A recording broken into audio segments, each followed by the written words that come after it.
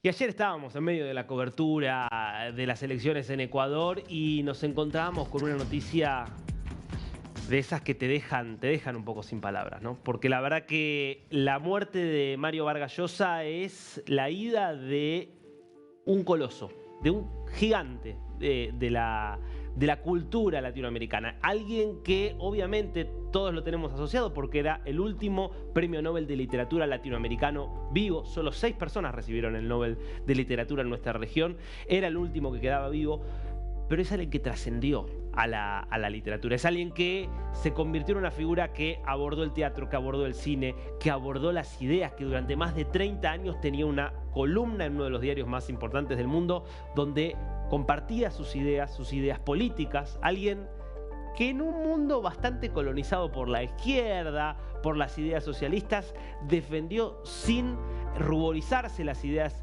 de la libertad económica, que fue un capitalista en términos de la defensa del capitalismo y de la iniciativa privada como una forma de progreso, pero que además fue un gran demócrata, que condenó las dictaduras en toda América Latina, que su compromiso político lo llevó incluso a la presidencia. Bueno, que deja una obra que es imprescindible. Sinceramente, si no lo leyeron, pónganse ya mismo a leer a Mario Vargas Llosa. Quiero repasar brevemente algunos hitos, que nos vamos a quedar cortísimos, pero algunos hitos que tuvieron la vida de Vargas Llosa, que él nace en Arequipa en 1936, pero desarrolla su carrera en Lima. Él empieza trabajando como periodista sobre todo de policiales, empieza a describir un poco la realidad de un Perú que estaba en crisis, con las dictaduras permanentes, con el autoritarismo, con el atraso económico, y algo de eso está en su primera gran novela, que se convierte en un éxito extraordinario, que es La ciudad y los perros. Una novela donde está presente la formación en una academia militar, donde de alguna manera se reproducen los mismos códigos de decadencia, de autoritarismo, de machismo que estaban presentes en esa sociedad, y él, en esa novela y en todas las demás, es un realista, porque él se convierte en uno de los íconos del boom latinoamericano, con obviamente García Márquez como otro de los pilares de ese boom, con una relación muy tensa entre él y García Márquez, muy diferenciada. Pensemos, García Márquez incluso, desde la forma de escribir, uno que hacía realismo mágico, bueno, Vargas Llosa hace mucho más historia, se metía en la historia, se metía en los personajes y construía desde allí relatos muy, muy particulares, donde las voces se iban mezclando, donde se mezclaba el narrador, iba modificándose en función de quién hablaba, los pensamientos por momentos aparecían y brotaban como un torbellino de esas páginas, pero eso permitía una conexión con la realidad del que él estaba describiendo extraordinario. Eso está presente sin duda en su obra cumbre, que es en 1969, Conversación en la Catedral.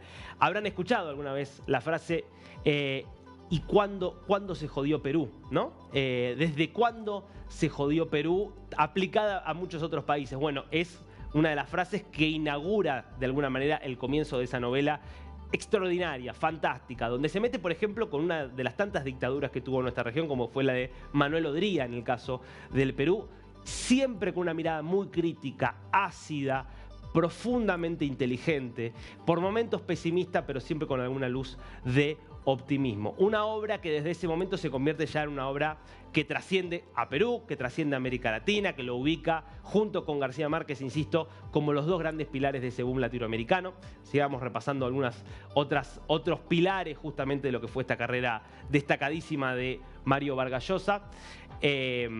Porque, insisto, fue de la literatura al teatro, del teatro lleva algunas adaptaciones al cine. ¿Podemos, por favor, ver la placa siguiente? Así hacemos el recorrido.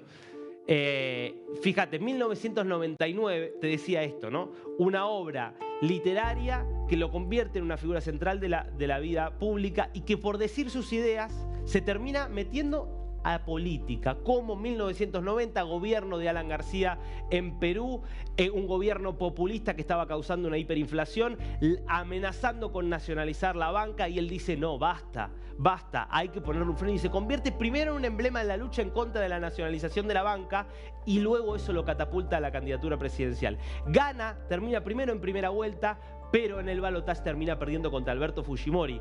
Un Fujimori que llevó adelante en términos económicos muchas de las reformas de mercado que proponía Vargas Llosa, pero que se convirtió en un dictador y que Vargas Llosa en eso no transigía. Si vos sos un dictador, dañás a la sociedad. Por eso él siempre fue un antifujimorista muy claro. En el 94 gana el premio Cervantes, que es el premio más importante que se da a la literatura española. En el 2000...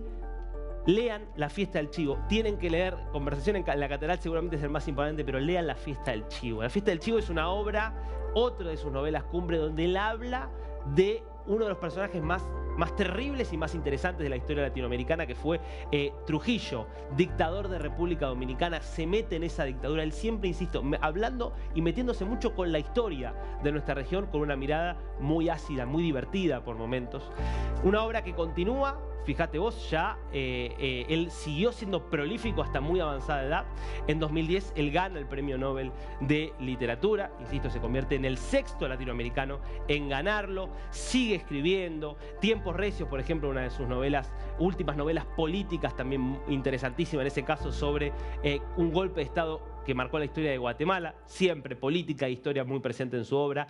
En 2022, ya la parte final de su vida, él regresa a Lima, se reconcilia justamente, termina reconciliándose con la madre de sus hijos, de quien se había separado, con Patricia Llosa, de quien se había separado en medio de bastante escándalo para irse con Isabel Preisler en el año 2015, y desde allí queda ya en la parte más final de su vida en una situación de mayor reclusión. Ahora logra un hito increíble en 2023, que es ingresar a la Academia Francesa. Es la primera persona de habla hispana que ingresa a la Academia Francesa y termina publicando su última novela, Le dedico mi silencio, donde es prácticamente una retirada. Bueno, ya decidió morir con su familia en Lima, en su ciudad, y eso es lo que termina confirmando ayer su hijo Álvaro. Una vida realmente extraordinaria, llena de cosas increíbles, y un personaje